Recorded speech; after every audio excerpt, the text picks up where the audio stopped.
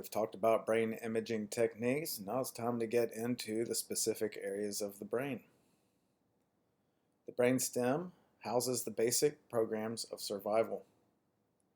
It consists of the spinal cord. This is the coordination of reflexes. It carries sensory information to the brain and motor signals away from the brain.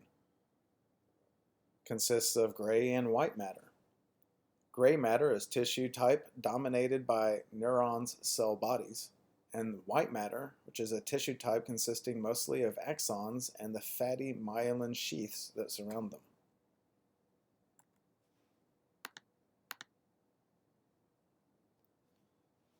And the brainstem. This is an extension of the spinal cord. It houses structures that control functions associated with survival, such as heart rate, breathing, swallowing, vomiting, urination, and orgasm. It consists of these structures: the medulla oblongata, the pons, midbrain, and reticular formation.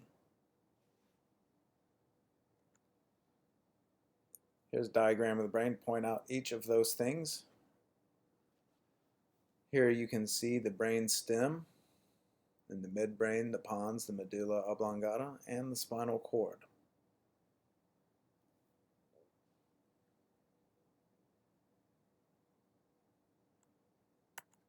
Next, we're going to talk about the cerebellum. It is a large, convoluted protuberance at the back of the brainstem, and it is essential for coordinated movement and balance. Damage to the little nodes at the very bottom causes head tilt, balance problems, and a lack of smooth compensation of eye position for head movement. Damage to the ridge that runs up the back of the cerebellum would affect your walking. Damage to the bulging lobes on either side would cause a loss of limb coordination, so you would not be able to perform tasks such as reaching smoothly to pick up a pen. This is known because people have dealt with damage to these areas and their symptoms have been recorded. The cerebellum's most obvious role is in motor learning and motor memory. It seems to be trained by the rest of the nervous system and operates independently and unconsciously. The cerebellum here is in purple and light purple. It's that area sticking off of the back of the brainstem.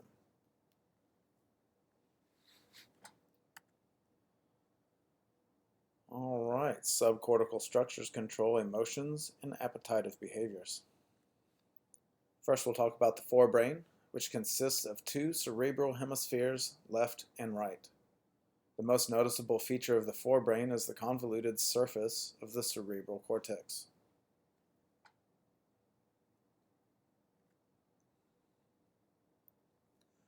Below the cerebral cortex are the subcortical regions, which are so named because they lie underneath the cortex.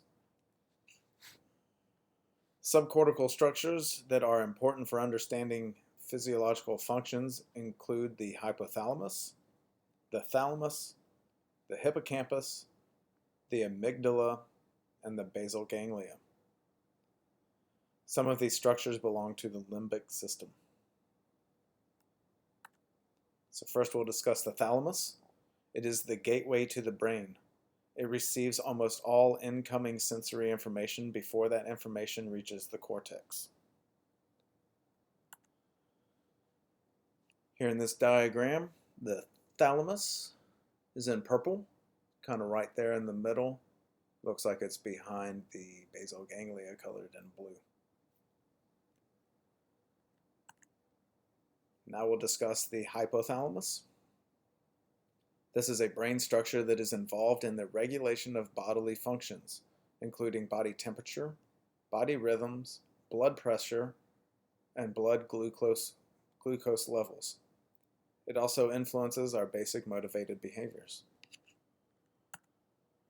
Back to our diagram again, the hypothalamus is a very small aspect of the brain. It's next to the thalamus, maybe underneath it there, colored in orange.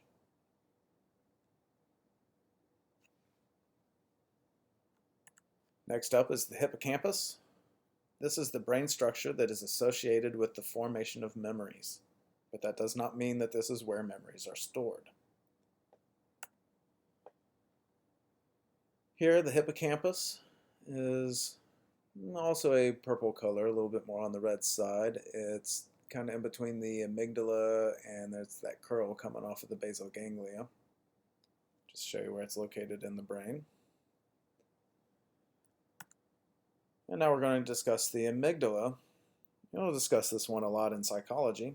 This is a brain structure that serves a vital role in learning to associate things with emotional responses and in processing emotional information. This is where we produce or deal with fear. And here in the diagram, the amygdala is that green pea-sized aspect there at the top of the brainstem.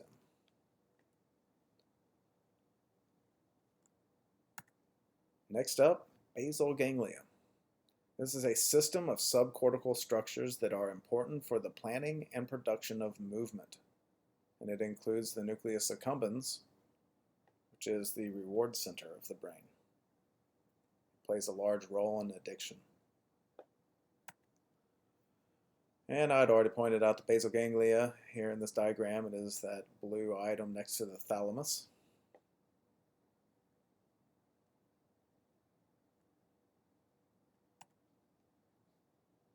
The cerebral cortex underlies complex mental activity. The cerebral cortex is the outer layer of brain tissue, which forms the convoluted surface of the brain. It is the site of all thoughts, perceptions, and complex behaviors. Each cerebral hemisphere, both halves of the brain, they each have 4 lobes: the occipital, the parietal, temporal, and frontal. Here in this diagram, you can see each of those. We'll be concerned with the image on the upper left. It shows the frontal lobe, the parietal lobe, temporal lobe, and the occipital lobe, and where they're located in the brain.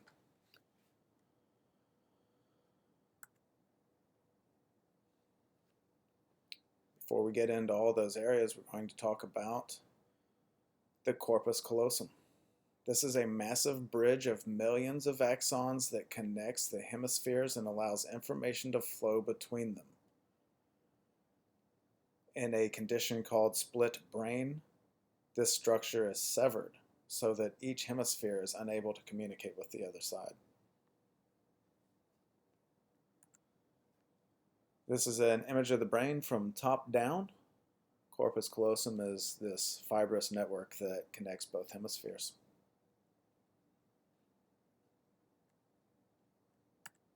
All right, now we're going to get into those sections of the brain.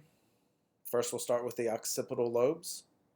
This is regions of the cerebral cortex at the back of the brain that are important for vision. This is where the primary visual cortex is. Show you this diagram. The occipital lobe in the upper left image is at the very back of the brain. One might think that, wouldn't that be at the front of the brain, closest to the eyes? Well, that might make sense, but that is not how it's done.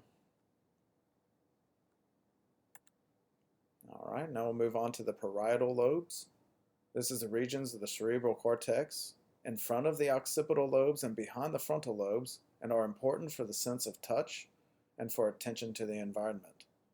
It consists of the primary somatosensory cortex and the somatosensory homunculus.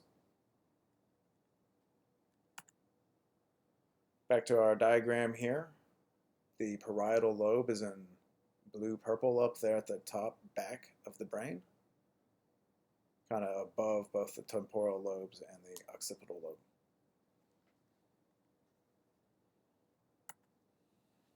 And on to the temporal lobes. This is the region of the cerebral cortex. It is below the parietal lobes and in front of the occipital lobes, and is important for processing auditory information, for memory, and for object and face perception. Again, the temporal lobe here in this image is colored in green. This one does make sense as it deals with auditory input. It is closest to the ears.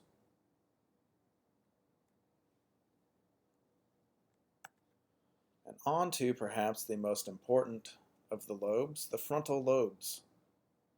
This is the regions of the cerebral cortex at the front of the brain. It is important for movement and higher level psychological processes associated with the prefrontal cortex. It houses the primary motor cortex as well.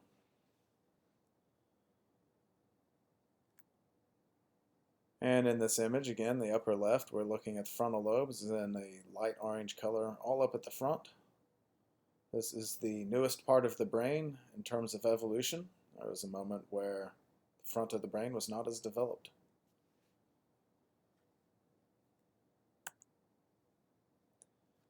As we mentioned, a part of the frontal lobes is the prefrontal cortex. If you were to major in psychology or take this any further, you will be discussing the prefrontal cortex in great detail. This is the frontmost portion of the frontal lobes, especially prominent in humans. It is important for attention, working memory, decision-making, and appropriate social behavior and personality.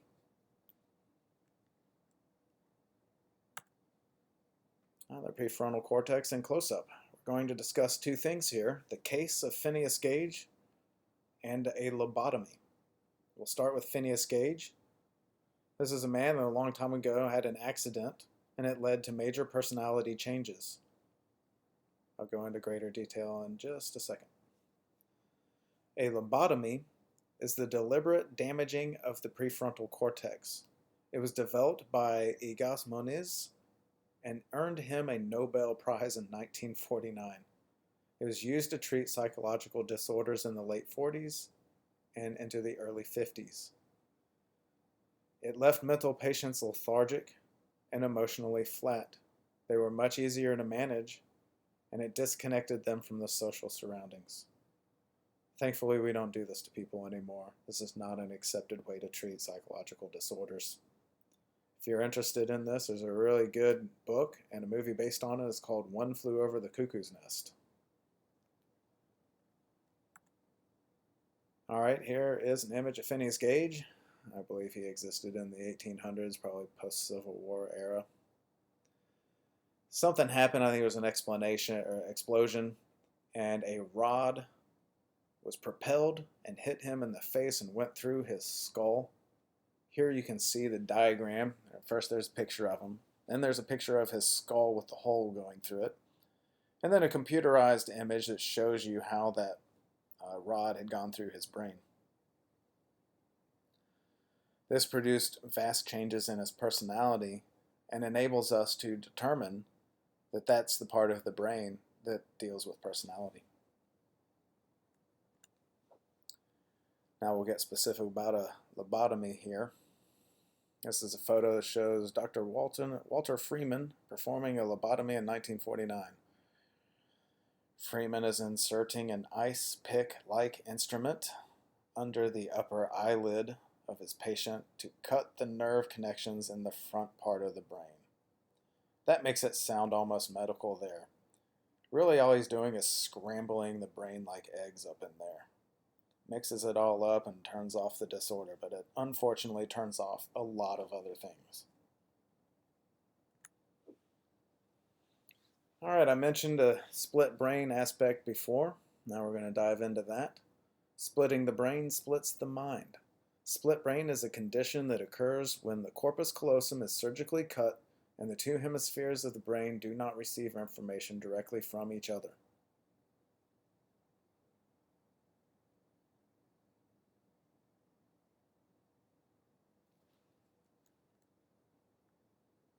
Alright, I'm going to stop there. And that concludes part 3. Be sure to listen to part 4.